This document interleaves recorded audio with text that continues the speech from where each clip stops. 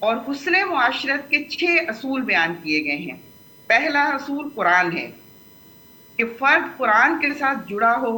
دوسرا جی اصول حضور صلی اللہ علیہ وآلہ وسلم کی سیرت مطہرہ سے مستفید ہوتا ہو۔ جی تیسرا حسن معاشرت کا اصول جو ہے وہ ماں ہے۔ بہترین کردار حسن معاشرت میں جو ادا کرتی ہے وہ ماں ہے۔ رشتوں کو وہی جوڑتی ہے اور وہی توڑتی ہے، کیونکہ وہ گھر کا مرکز اور محور ہوتی ہے۔ اور اسی لیے شیطان کا سب سے زیادہ جو بڑا ہدف ہوتا ہے وہ میاں اور بیوی کے تعلقات کو خراب کرنے کا ہے، عورت کو ذہنی طور پر اغوا کرنے کا ہے، اس کے دل و دماغ کے اندر وسوسے ڈالنا اور رشتوں کے حوالے سے اس کے دماغ کے اندر ابہامات پیدا کرنا۔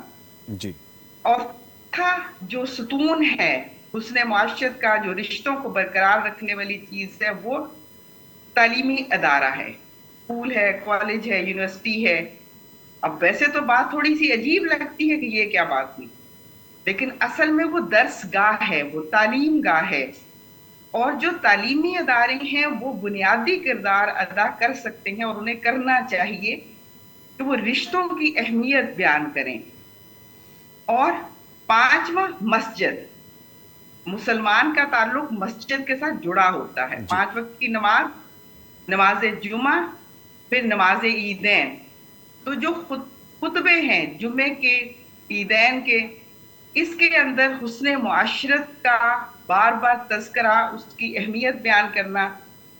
اور چھٹی چیز جو ہے وہ قوت ہے۔ قوت سے مراد ہے اقتدار، جی کہ جتنے اقتدار ہیں وہ اپنے پاس جو بھی ان کے پاس ذرائع ہیں ان کے ذریعے رشتوں کی اہمیت بیان کریں، خواہ وہ ڈرامہ ہو، خواہ وہ ٹاک شو ہو، خواہ وہ فلم ہو، یعنی جو بھی میڈیم یا میڈیا ان کے پاس ہے اس کے ذریعے رشتوں کی تکریم ہو۔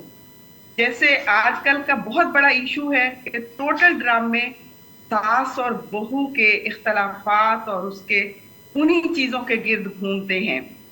اگر یہی عنوان رشتوں کو جوڑنے کا ہو تو بہت بہتر نتیجہ نکل سکتا ہے۔